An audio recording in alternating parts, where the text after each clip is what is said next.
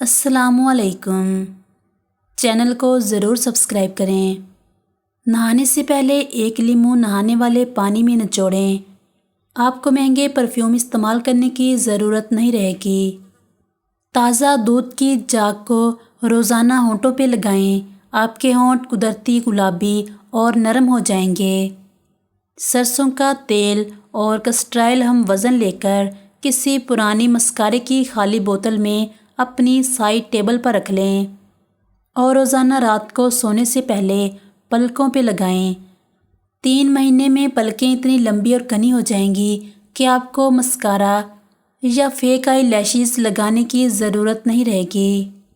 مہنگے face wash استعمال کرنے کی بجائے روز اپنے چہرے کو دہی میں تھوڑا سا سرکہ ملا کر دھوئیں اور ایک گلو اور شائن جو آئے گی وہ الگ۔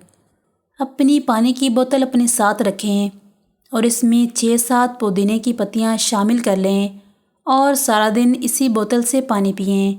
ایسا کرنا آپ کی اسکن کو اندر سے ہیلدی کرے گا اور آپ کی اسکن دانوں اور تمام مسائل سے محفوظ رہے گی۔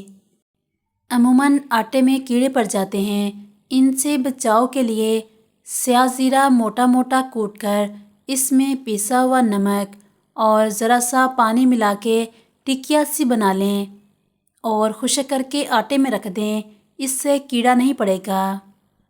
گندم کو زیادہ عرصے تک محفوظ کرنے کے لیے اسے ٹین کے کسی کنستر میں بھر کر اس میں میتھی کے خشک پتے پیس کر ملا دیں اور کنستر کا منہ اچھی طرح بند کر دیں۔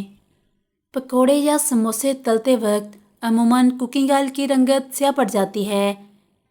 اسے صاف کرنے کا طریقہ یہ ہے کہ اس میں 1 چائے کا چمچ سفید سرکہ ڈال کر ہلکی آنچ پر پکنے دیں اور فرائی پین ڈھک دیں تاکہ یہ امیزہ ابلنا شروع ہو جائے۔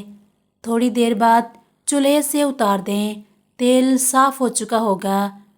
اسے چھان کر دوبارہ استعمال کر لیں۔